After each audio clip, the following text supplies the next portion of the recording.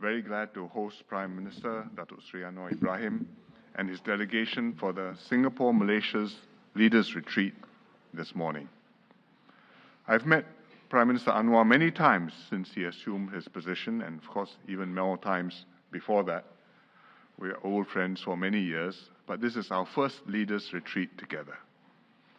It's the 10th Leaders Retreat between Singapore and Malaysia, and the first since the COVID pandemic. So this is an important milestone, which reflects the continued importance we place on bilateral ties and on both countries working together positively to benefit our peoples. We've had very productive and substantive discussions this morning. Singapore and Malaysia's relations are strong, particularly on the economic front. We are each other's second largest trading partner. Investments from Singapore to Malaysia have grown tremendously, and Singapore, in the first half of this year, was the top foreign investor in Malaysia. In an increasingly uncertain post-pandemic world, we need to enhance our cooperation, in particular our economic links and our people-to-people ties. During the Prime Minister's introductory visit in January, we signed two framework agreements, one on the digital economy and one on the green economy. And we will build on this promising start to pursue further win-win cooperation. Within ASEAN, Singapore and Malaysia are working closely to strengthen regional collaboration and the centrality of ASEAN, especially in the emerging areas of digital and green economies.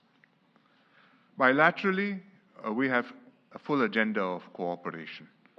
We intend to jointly develop a Johor-Singapore Special Economic Zone, which is a substantial and promising project, which will enhance the cross-border flow of goods and people and strengthen the business ecosystem, and will improve the economic attractiveness for both sides, for both Singapore and Johor. Secondly, we agreed to strengthen cooperation on renewable energy. Singapore and Malaysia are both moving towards a low-carbon and sustainable future, and we're pursuing cross-border electricity trading, which will be a win-win for both countries. And the renewable energy potentially can come from both Peninsular Malaysia as well as from East Malaysia. Thirdly, we are making good progress to strengthen connectivity. One key project is the RTS link, the Rapid Transit System link, between Johor Bahru and Singapore. It will be the third land link between the two countries, which will make it much more convenient for our peoples, and we're all looking forward to the project's completion by the end of 2026. PM Anwar and I also discussed our efforts to alleviate congestion at our land checkpoints. On Singapore's end, ICA has introduced various initiatives to make the cross-border travel smoother and more efficient while maintaining border security. And we've also started to redevelop the Woodlands checkpoint to increase its capacity and meet the expected long-term growth in cross-border traffic. I'm glad that the Prime Minister welcomes and supports Singapore's efforts. On many other fronts, we are working together too. Earlier this month, Malaysia organized a triennial Malaysia-Singapore Cultural Showcase here in Singapore. This initiative has deepened the exchange of culture and heritage between our countries, and the economic agencies have signed an MOU to strengthen the collaboration between our SMEs and to update the Malaysia-Singapore Business Development Fund to support joint test bedding and pilot projects by our enterprises in third countries in areas like the green and digital economies.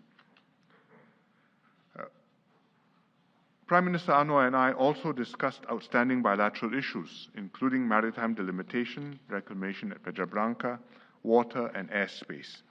These are all important issues, and we will consider them holistically and constructively within the broader context of our overall relationship.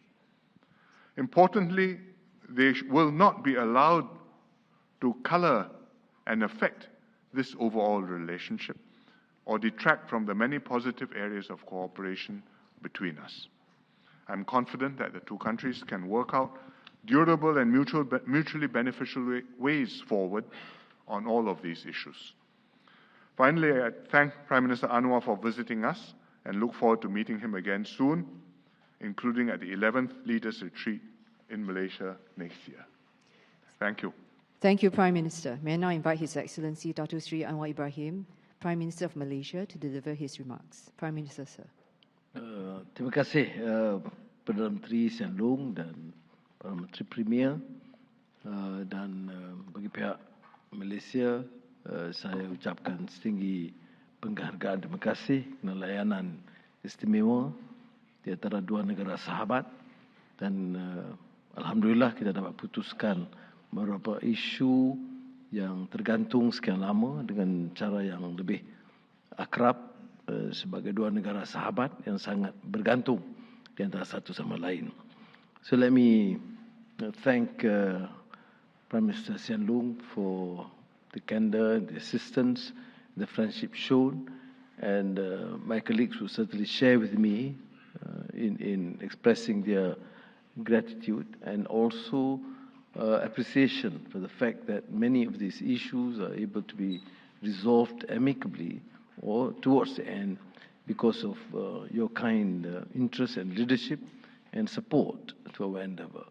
I must also thank Singapore generally for their support in terms of increased investments and trade into Malaysia, and we would certainly reciprocate in terms of the serious attempt at settling most of the outstanding issues, sometimes deemed to be contentious by parties, but I must suggest here that it was to a large extent resolved amicably as true friends.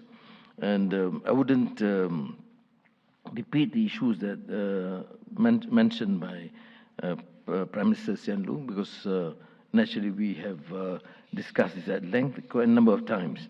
You know, Prime Minister Hsien Loong is known to be a workaholic. Every time he pulls me aside in any multilateral meetings, it will be just serious discussions, 1, 2, 3, 4. Then only he will ask about Azizah and the family. But let me say this: issues like airspace, FIR, the parameters are quite agreed upon, and this is to me a remarkable feat in terms of both bilateral relations. Issues that has been outstanding and not seriously discussed and not attempt to be resolved. So I must thank also my team and the Singapore team for looking at it in a comprehensive manner. I've always suggested that we should not take any issue in isolation and look at the whole bilateral setup and the interest to resolve the FIR issue. And even water, which has been long outstanding. Our position is clear that we have to honor the commitment and supply water from Johor to Singapore. And to that end, we will have to work jointly to ensure that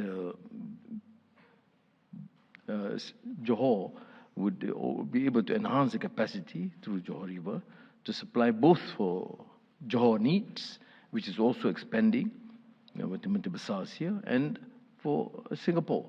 And I think instead of focusing purely on price mechanism, we should also look at the possibility of Singapore participating in a joint effort, both in terms of study, which can be conducted immediately, and also in terms of management of Johor River, with particularly with Johor State.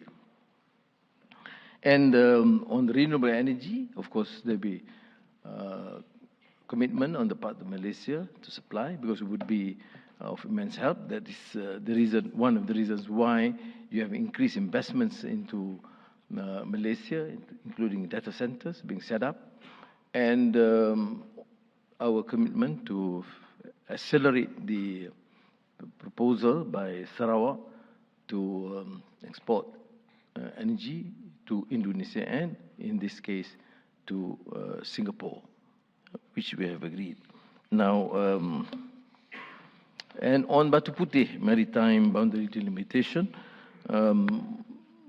I've suggested, although we discussed in Nenning about this 12-month period to try and resolve, but our position is that the both AGs in particular should then conduct the discussions immediately to try and resolve, because I think Malaysia and Singapore, Prime Minister, should probably, it's a showcase how two great friends can try and resolve in a win-win situation.